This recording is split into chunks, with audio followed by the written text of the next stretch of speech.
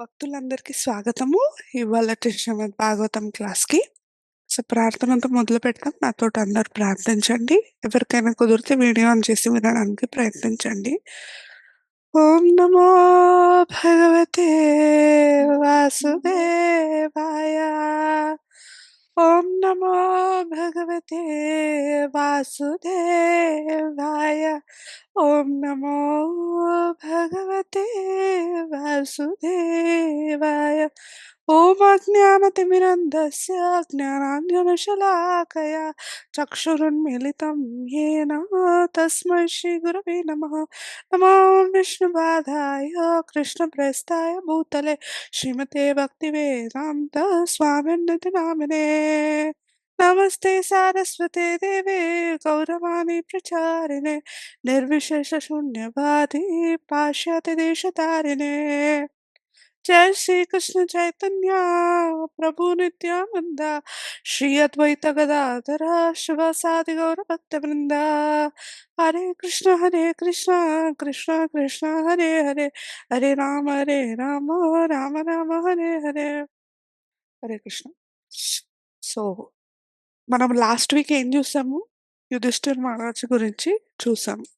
So ఎక్కడి వరకు stop చేసాము ఎవరైనా చెప్తారా?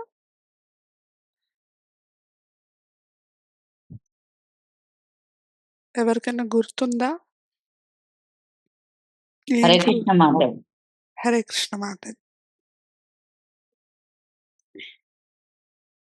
హరే కృష్ణ మాతాజీ 15వ అధ్యాయము 26వ శ్లోకం వరకు చెప్పండి. ఓకే. మాతాజీ ఐ థింక్ 30 వరకు అయినట్టుంది. నేను లాస్ట్ క్లాస్ రాలేదు, రికార్డింగ్ విన్నాను. ఎస్ 30 మా శ్లోక వరకు కంప్లీట్ అయింది. 31st వరకు అయింది. సో 32nd ఈ రోజు నుంచి కంటిన్యూ చేయాలి. సో మనం ఏం చూస్తున్నామంటే ఇప్పుడు ఈ లోకం నుంచి కృష్ణుడు వెళ్ళిపోయాడు భౌతిక ప్రపంచం నుంచి. ఆయన లోకానికి వెళ్ళిపోయిండు. సో ఆ వెళ్ళిపోయిన ఒక చాప్టర్ ఇక్కడ చూస్తున్నాం. సో ఈ చాప్టర్ ఈ 32nd శ్లోకం నుంచి యుధిష్ఠిర్ మహారాజు తర్వాత అందరు పాండవులు తర్వాత వాళ్ళ అమ్మ వాళ్ళు కూడా రిటైర్డ్ అవ్వడానికి వాళ్ళు కూడా రెడీ అవుతారు. సో ఈ శ్లోకం మీరు చదవచ్చు ఎవరికైనా కుదిరితే. సో నేను స్క్రీన్ పైన షేర్ చేస్తున్నాను.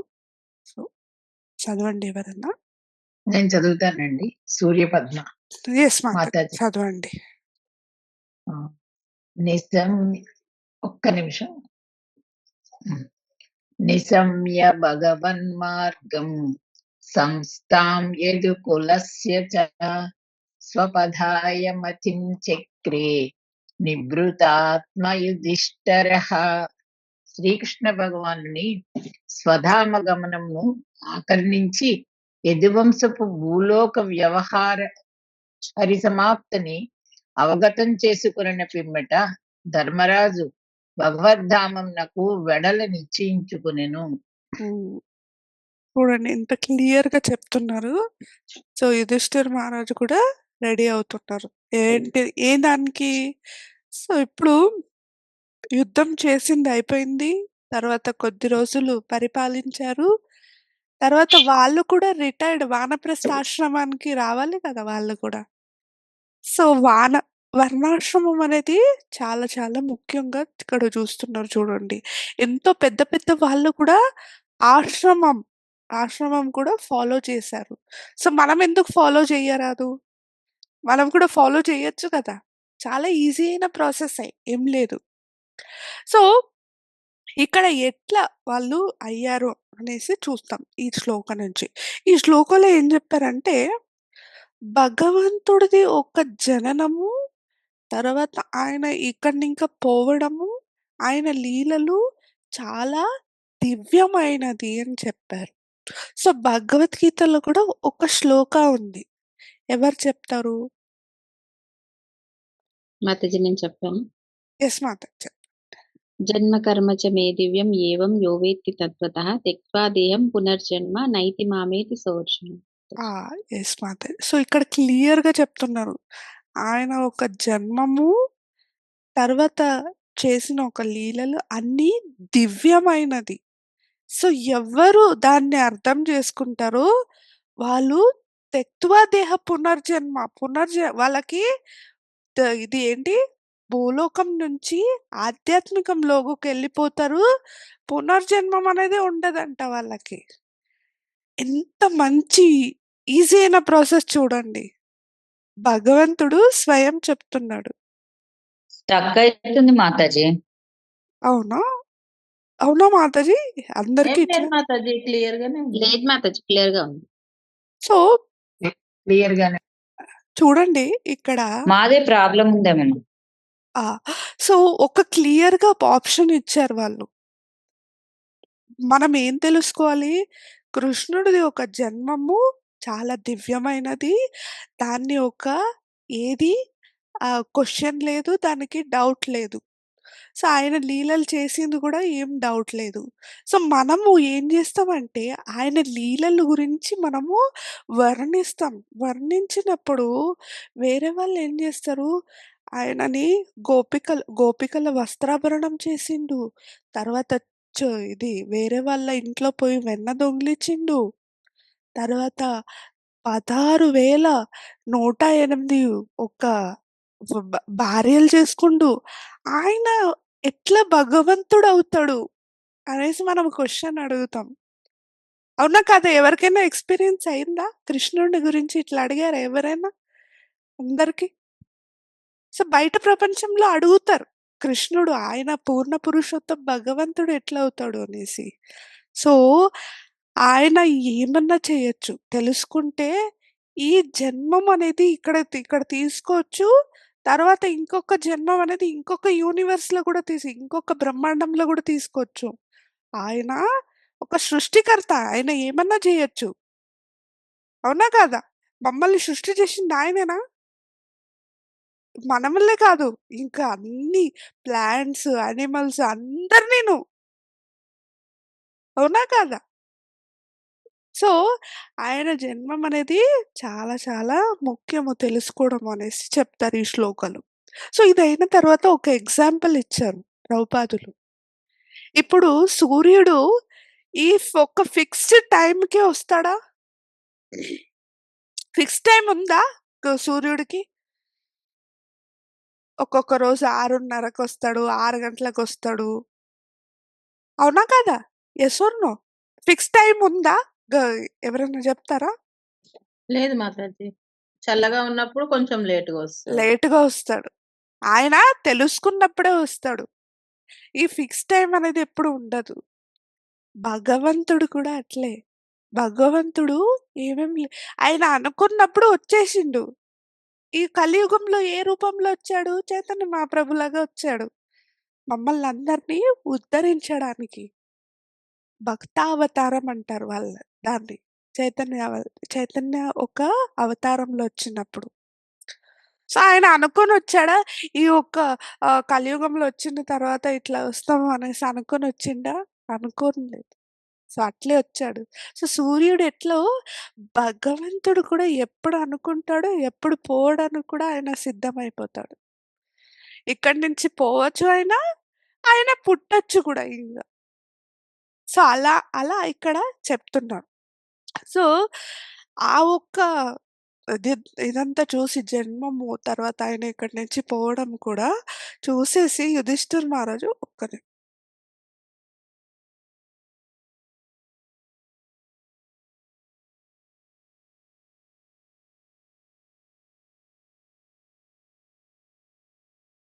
సో, చూసేసి వాళ్ళేమనుకున్నారంటే, సో, నేను రిటైర్డ్ అవ్వడానికి సిద్ధమైపోవాలి. ఎందుకంటే ఈ జ ఈ భౌతిక ప్రపంచంలో ఉంటే నాకు జన్మ, మృత్యు, జర, వ్యాధి అనేది కంపల్సరీ ఉంటుంది. నేను భగవంతుడి గురించి తెలుసుకోకపోతే నేను ఈ ఒక చక్రంలోనే తిరుగుతూనే ఉంటా. అయితే భగవంతుడిది ఒక ధామానికి నేను వెళ్ళిపోతే అక్కడ జన్మం ఉండదు, నెక్స్ట్ మరణం ఉండదు, వృద్ధాప్యం ఉండదు, తర్వాత వ్యాధి కూడా రాదు అక్కడ. ఎంత బాగుంది చూడండి. వ్యాధి నుంచి ఎందరో సఫర్ అవుతున్నారా లేదా? ఇక్కడ. భౌతిక ప్రపంచంలో సఫర్ అవుతున్నామా లేదా? వ్యాధి ఎన్నో రకాల వ్యాధి. సో, వృద్ధాప్యం వచ్చిన తర్వాత ఇప్పుడు ఏదన్నా ఒక తీర్థయాత్రలకు బోవాలంటే నాకవ్వదు. ఎందుకంటే కాళ్ళు నొప్పులు. తర్వాత నా బాడీ రియాక్ట్ అవ్వదు వేరే ఒక స్టేట్‌కి పోతే. సో, అట్లంతా ఉంటుంది. తర్వాత మరణం చూస్తే మరణం ఎప్పుడన్నా రావచ్చు. ఈ కలియుగంలో 30 ఇయర్స్ అబ్బాయికి కూడా రావచ్చు. 60 ఇయర్స్ ఒక వృద్ధాప్యంలో ఉండేవాళ్ళకి కూడా రావచ్చు. ఎందుకు 15 ఇయర్స్, 5 ఇయర్స్, 10 ఇయర్స్‌కి కూడా రావచ్చు. మరణం అనేది ఫిక్స్ లేదు. అవునా కాదా? సో, అక్కడ పోయిన తర్వాత మనకు ఏది లేదు. సో, మనం చెయ్యాలా వద్దా? భక్తి సేవ చెయ్యాలా వద్దా? భక్తి చెయ్యాలా వద్దా? ఎంత ఈజీ ప్రాసెస్ ఇచ్చారు చూడండి. భగవంతుడు భగవద్గీతలో స్వయం ఇచ్చాడు. సో, దాన్ని తీసుకొని మనం ఫాలో అవ్వడానికి ఎంత సేపు పడతది? సో, అయితే మనం ఏం చేస్తాము? మనకేమన్నా మెటీరియల్ బెనిఫిట్ ఉంటే మనం చేస్తామా లేదా? ఇప్పుడు ఫర్ ఎగ్జాంపులు నేను విన్నాను. నా ఫ్రెండ్ ఒకతుంది. సో, వాళ్ళు మెంటల్ పీస్ అండ్ ప్రాస్పెరిటీ ఇంట్లో ఉండాలంటే వాళ్ళేం చేశారు, ఒక హోమం చేపిస్తే మీకు చాలా బావుంటది. నెమ్మదిగా ఉండిపోతారంటే, ఎన్ని లక్షలవుతే నువ్వు ఖర్చవ్వని నేను చేపిస్తా అంటది. అని చేపిచ్చింది కూడా. సో, అవతల మెంటల్ పీస్, ప్రాస్పెరిటీ ఎక్కడి నుంచి వస్తుంది? డబ్బుల నుంచి మనం కొనుక్కోవచ్చా? కొనుక్కరాదు. మెంటల్ పీస్ ఎక్కడి నుంచి వస్తుంది మనకి? ఎవరైనా చెప్తారా? ఆధ్యాత్మికంగా ఆ! ఇన్వాల్వ్ అయితే ఆత్మకి తృప్తి కలిగినప్పుడే మెంటల్ పీస్ వస్తుంది భగవంతుడితో కనెక్ట్ అయినప్పుడు. కరెక్ట్. సో, ఈ ఒక డబ్బుల నుంచి కొనుక్కోవాలంటే అవుతదా? ఎంతో మంది దగ్గర డబ్బులున్నాయి. చాలా లక్ష, కోటిగా ఉంది. అయితే డబ్బులుంటే ఆధ్యాత్మిక ఉండదు. ఆధ్యాత్మికం ఉంటే డబ్బులుండదు. అందరూ ఎక్స్‌పీరియన్స్ అయ్యారా? ఇట్లుందా మనకి? మన సిట్యుయేషన్ ఇట్లే ఉంది కదా! అవునా కాదా? సో, అవును మాతాజీ. సో, మనం ఏమనుకోవాలంటే చూడండి, భగవంతుడు మన చేతి ఇంతే ఉంది. ఎంత కెపాసిటీ ఉందో అంతే కెపాసిటీ మనం హోల్డ్ చేయగలుగుతాం. సో, పక్క వాళ్ళు నాకిన ఒక పెద్ద రిచ్ పర్సన్ అయిపోయారు. చాలా శ్రీమంతులయిపోయారు. నాకిన అయిపోయారంటే నేను కూడా అట్లా ట్రై చేస్తే అవ్వదు. కెపాసిటీ నుంచి మనం దిగజారిపోతాం. దిగజారిపోయినంక మనకి మెంటల్ పీస్ అనేదే ఉండదు. వామ్మ! ఇది చేసేకపోయి నేనేమో అయ్యింది. అది ఏమో అయిపోయింది. చూడండి. అప్పుడు మెంటల్ పీస్ కూడా ఉండదు. మన హెల్త్ కూడా పోతది, పాడవుతది. సో, దానివల్ల చాలా కష్టాలే ఒస్తాయి.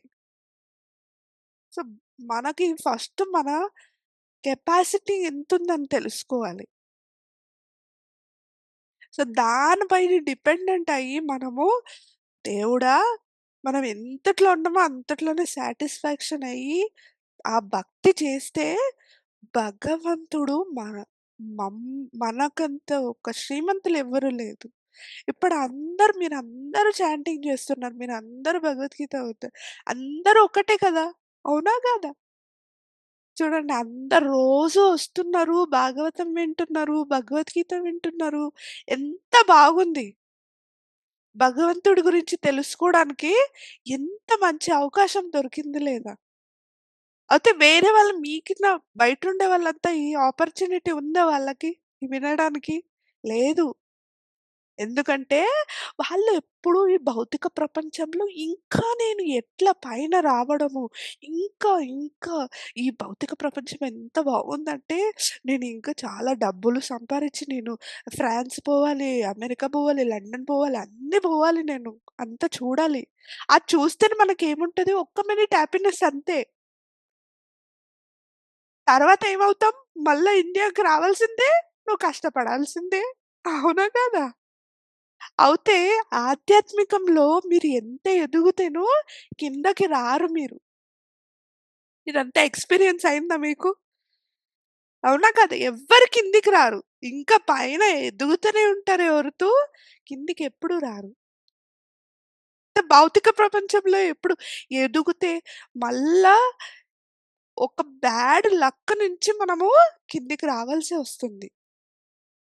సో, దానివల్ల ఎంతో పెద్ద పెద్ద భక్తులు, శుద్ధ భక్తులు వాళ్ళు కూడా రెడీ అవుతున్నారు వానప్రస్థం కావడానికి. మనం ఎందుకు అవ్వరాదు? మనం కూడా ఈ ఫ్యామిలీ లైఫ్‌లో ఇంకా ఉండాలా? ఫ్యామిలీ రెస్పాన్సిబిలిటీ వదిలేసి రమ్మంటలేదు. అది ఫినిష్ చేసి రమ్మంటున్నారు. చూడండి ఇప్పుడు యుధిష్ఠిర్ మహారాజ్‌కి అంతా అయిపోయింది. ఫ్యామిలీ రెస్పాన్సిబిలిటీ అయిపోయింది. తర్వాత పరీక్షిత్ మహారాజు పుడతాడు. ఇప్పుడు నెక్స్ట్ చాప్టర్‌లో పరీక్షిత్ మహారాజ్‌దే. ఆయన ఎట్లా ఉంటుంది? ఆ రాజ్యం ఎట్లుంటుందని చూసబోతాం. సో, ఇంక పైయొచ్చే జనరేషన్‌కి మనం వదిలేయాలి. ఎప్పుడు ఎల్లకాలము నేనే ఉండాలి, నేనే అనుభవించాలి, నేనే ఆ ఫెసిలిటీస్ అంతా అనుభవించాలంటే కుదరదు మనకి. ఎందుకంటే ఈ మానవ శరీరం దొరికిన ఒక దుర్లభమైన మానవ శరీరం దొరికిన తర్వాత యూజ్ చేసుకోవాలా లేదా? యూజ్ చేసుకున్న తర్వాత నెక్స్ట్ జన్మంలో ఏం దొరుకుతుందో మనకే తెలవదు. వామ్మో! భయం, భక్తి ఇప్పుడు ఫర్ ఎగ్జాంపుల్ ఏమన్నా ఒక పని జేయాలంటే భయం, భక్తితోటి మనం జేస్తాం. వామ్మో! ఇదే మనం ప్రికాషన్స్ తీసుకుంటాం. అవునా? కాదా? సో, దానివల్ల మనం కూడా భయం, భక్తితోటి మనం కూడా ఉండాలి కదా! అమ్మో! నెక్స్ట్ జన్మంలో ఏం దొరుకుతదో తెలీదు. నేను కుక్క కూడా అవ్వచ్చు, నక్క కూడా అవ్వచ్చు, పిల్లి కూడా అవ్వచ్చు, సింహం కూడా అవ్వచ్చు, ఒక చిన్న యాంట్ కూడా అవ్వచ్చు. ఏమన్నా దొరకచ్చు. ఇప్పుడు ట్రీ గూడా అవ్వచ్చు. ఆ ఒక భయం, భక్తితోటుంటే మనం భక్తి ఎంత మంచిగా చేయొచ్చు. ఒప్పుకుంటారా అందరూ? ఏదన్నా ఒక భయం, భక్తితోటుంటే గదా మనకి ఉంటది. సో, అందుకే ఈ ఒక్క భక్తి చేయడం చాలా చాలా ముఖ్యమనేసి అన్ని చాప్టర్‌లోనూ చెప్తున్నారు. సో, నెక్స్ట్ శ్లోక ఎవరైనా చదువుతారా? 33 శ్లోక.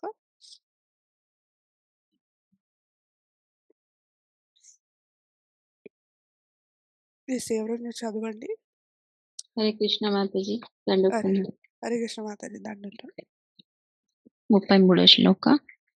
వృథాప్యనుసృత్య ధనంజయోదితం నాశం యదూనాం భగవద్గతిం చ తాం ఏకాంతభక్త్యా భగవత్యధోక్షజే నివేశితాత్మో పరరామ సంస్కృతే.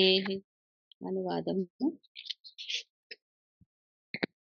యదువంశ నాశమును గూర్చియు శ్రీకృష్ణుని అంతర్ధానమును గూర్చియు అర్జునుడు తెలుపుచుండగా ఆలకించిన కుంతీదేవి ఆ దివ్య పురుషోత్తముని భక్తియుత సేవలో పూర్ణ శ్రద్ధతో నియుక్తురాలై భవబంధము నుండి ముక్తిని బడసెను. హరే కృష్ణ మాతాజీ దండోత్. హరే కృష్ణ ధన్యవాద్ మాతాజీ. చాలా చాలా ధన్యవాదాలు. సో, ఇక్కడ ఏం చెప్తున్నారంటే యుధిష్ఠిర మహారాజు రెడీ అయినారు. తర్వాత ఇంకొకరెవరు కుంతి మహారాణి. కుంతి మహారాణి ఫుల్లు ఫోకస్‌గా ఇనింది. ఎందుకంటే యదువంశము నాశనం అయిపోయింది. యదువంశం నాశనం అయిపోయిందంటే కృష్ణుడు కూడా ఇక్కడి నుంచి ఎళ్ళిపోయిండు. సో, ఇంక మనకెవ్వరున్నారు? ఎవ్వరు లేదు. నా పిల్లలున్నారు. సో, వాళ్ళతోటి నేను కూడా నార్త్ సైడ్ ఎళ్తుంది. ఎప్పుడున్నా అప్పుడు ఆ కాలంలో ఏం చేసేవాళ్ళంటే ఎప్పుడు నార్త్ సైడే ఎళ్ళేవాళ్ళంట. సో, ఎళ్ళి ఎప్పుడు మనకి ఇది ఫుల్లు వృద్ధాప్యం అయిపోయి, ఫుల్లు వయసైపోయి ఎప్పుడు చనిపోతామనేది తెలవదు. ఎళ్ళుతానే ఉంటారు వాళ్ళు. అట్లా ఒక లెక్చర్‌లో నేనిన్నా రాధేశ్యామ్ ప్రభు ఒక లెక్చర్‌లో. సో, వాళ్ళు ఏం చేసేవాళ్ళంటే నడుసుకొని పోతూనే ఉంటారంట. పోతూనే వండుకొని అట్లే భక్తియుత సేవ చేసుకొని ఇది ఏంటి భగవంతుడి గురించి ధ్యానం చేసుకొని అట్లే ఎళ్తున్నారంట. సో, ఇక్కడ ఏం చెప్తున్నారంటే మనం కూడా ఇప్పుడు ఏదన్నా ఒక బయట ప్రపంచానికి పోవాలంటే మనకి ఇంపార్టెంట్‌గా ఏం గావాలి?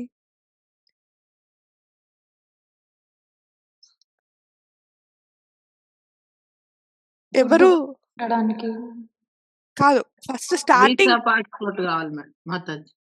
వీసా పాస్‌పోర్ట్ చాలా ఆ! ఇంపార్టెంట్ గదా! అది పోతే గదా తర్వాత ఫుడ్ అదంతా ఇది అవును చేసుకోవడానికి.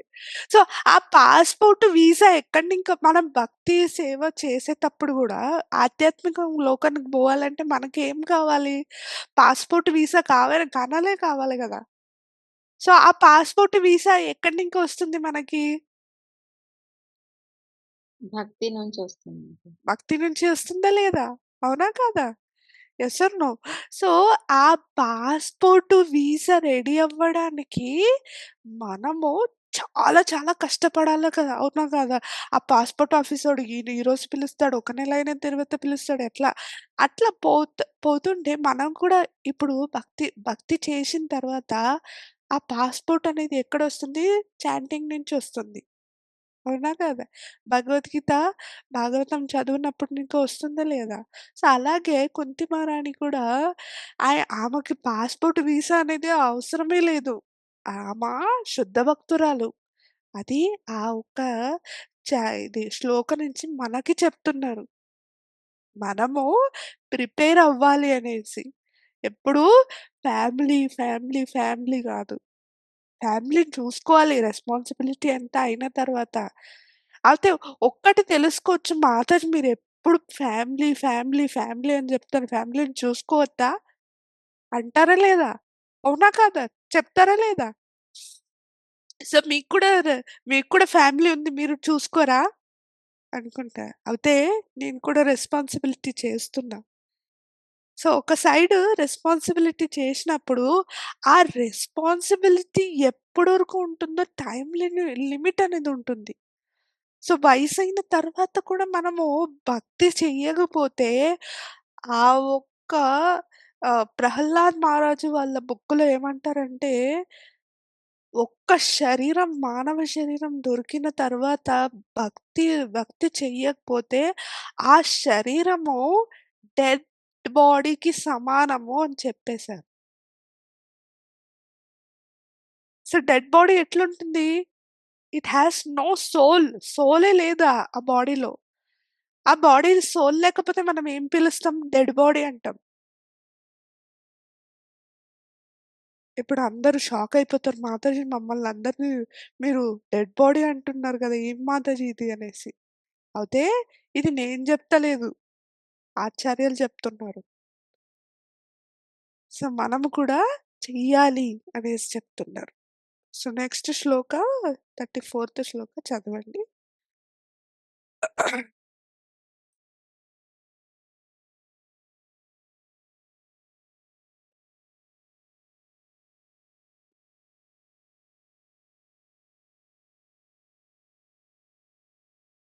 నేను చదవనండి. చదవండి మాతాజీ. చదవండి.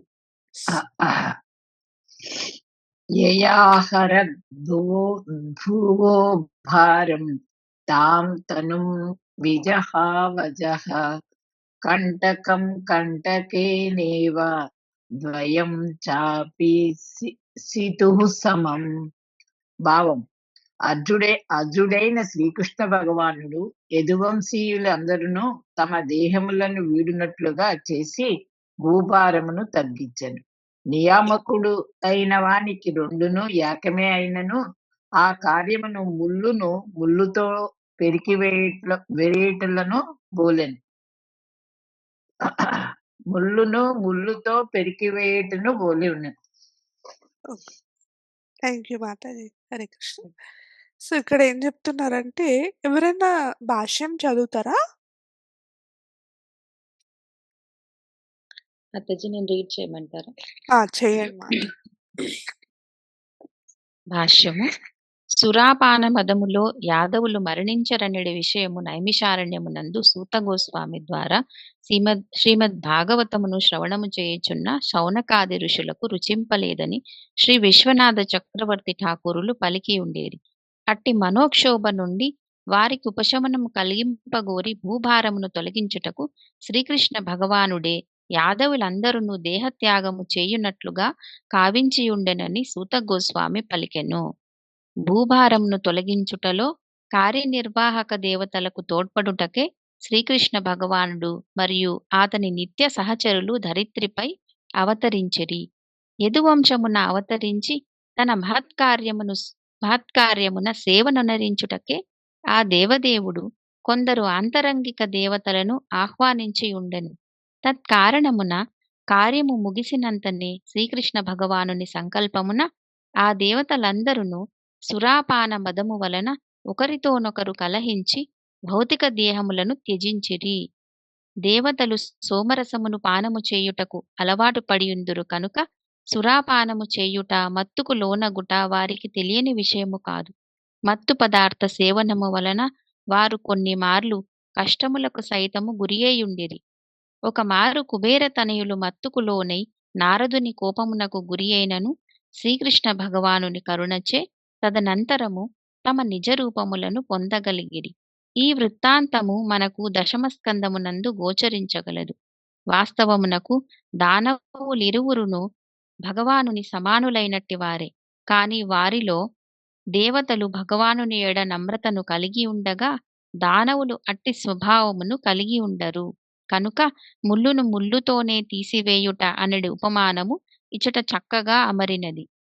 పాదమునందు గుర్చుకొనుచు బాధను కలిగించు ఒక ముల్లు నిక్కముగా భగవానునికి కలతను కలిగించునట్టిదే.